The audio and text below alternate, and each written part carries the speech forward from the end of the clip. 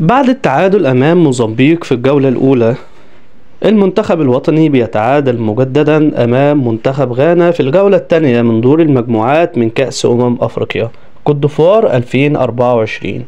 أهلا وسهلا بكم أحبابي وأصدقائي. المنتخب الوطني وبعد أن كان متأخرا أمام المنتخب الغاني بيعود بالنتيجة ليتعادل أمام منتخب غانا المنتخب القوي بهدفين لكلا الفريقين، ليتصعب الأمور على المنتخب المصري في التأهل للدور القادم.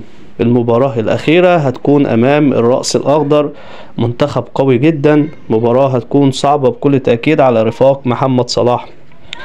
كنا نتمنى أكثر من ذلك، ولكن قدر الله وما شاء فعل. وعلى فيتوريا اتخاذ الحذر في المباراة القادمة، لأن المنتخب الرأس الأخضر هو منتخب قوي جدا، وعمر مرموش ومصطفى محمد يقودان المنتخب المصري للتعادل أمام المنتخب الغاني بهدفين لهدفين في الجولة الثانية من كأس أفريقيا.